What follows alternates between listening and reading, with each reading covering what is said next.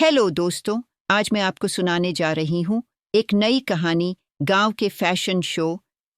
इससे पहले आप अगर इस चैनल में नए हैं तो कृपया चैनल को सब्सक्राइब करें और अपने दोस्तों को शेयर करें।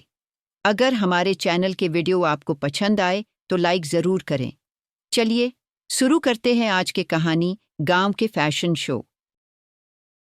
गांव में फैशन शो। शहर की फैशन डिजाइनर रीतू की शादी गांव के जमींदार शेर सिंह से हो जाती है। लेकिन शहरी कामकाजी रीतू का गांव में मन नहीं लगता। क्या सासू माँ, ये गांव में तो कुछ नहीं है, मेरा दिल ही नहीं लगता यहाँ, क्या करूं मैं। अरे बेटा, जहाँ पति का कारोबार बीवी तो वही अच्छी लगती है ना। अब हम लोग इतने पैसे वाले हैं कि गांव में मेरे बेटे लायक लड़की ही नहीं मिली। अरे माँ, मैं तो ये बोल रही हूँ कि क्या करूं जिससे मेरा थोड़ा दिल लगे। अरे बेटा, मैं भी शहर की थी, यहाँ आकर मैंने गांव में स्कूल खोल लिया। बच्चों को पढ़ाती थी तो मन लग जाता था। तू भी कुछ देख ले जिससे गांव की बहू बेटियों का भला हो जाए और तेरे जमींदार ससुर जी का नाम भी हो जाए। रीतू क्या करती?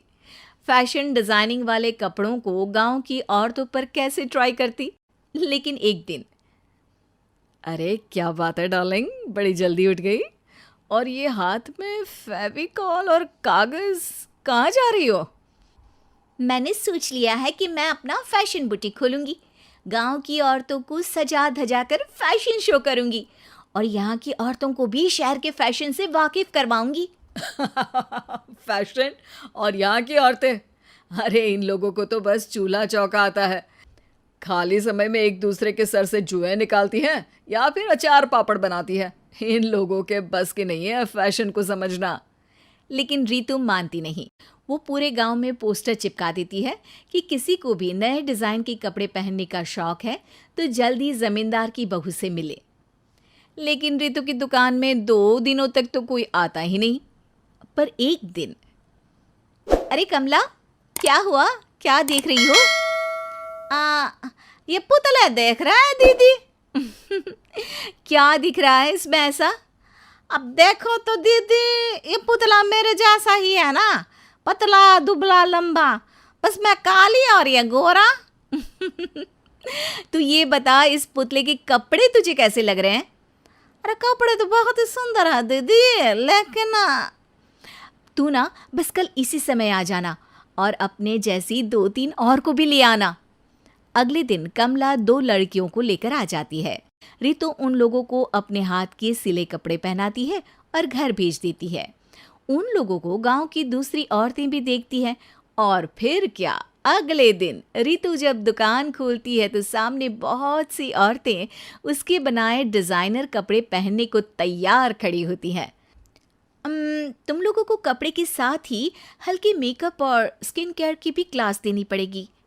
रीतू गांव की औरतों को फैशन का ज्ञान देने में लग जाती है।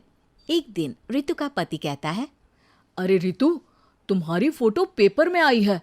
क्यों भाई, ऐसा क्या कर दिया मैंने, क्या लिखा है? अरे लिखा है गांव में होगा अब फैशन वीक। अरे हाँ, कल ना कोई फ़ोन आया था मीडिया वालों का, तो मैंने भी बोल दिया कि फैशन शो तो अब गांव में होगा। लग रहा है उसी की खबर बना दी है। तभी रीतू को एक फ़ोन आता है। हेलो, कौन बोल रहा है?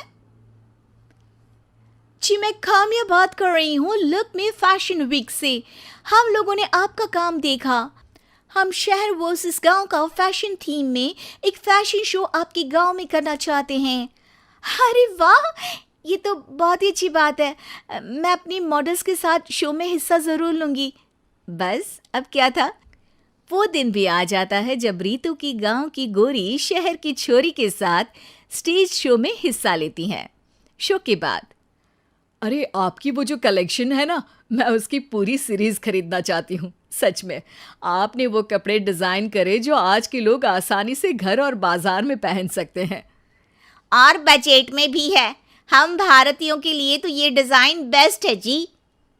वैसे आपने क्या सोचकर ये कपड़े बनाए और आप इसे कितना आगे और लेकर जाना चाहती हैं?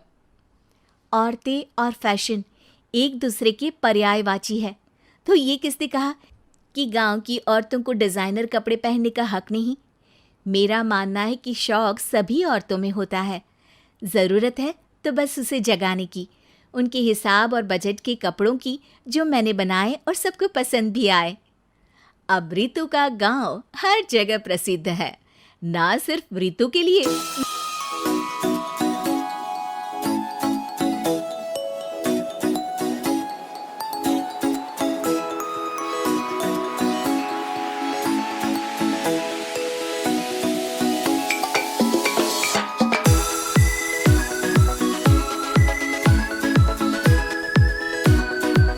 बल्कि वहाँ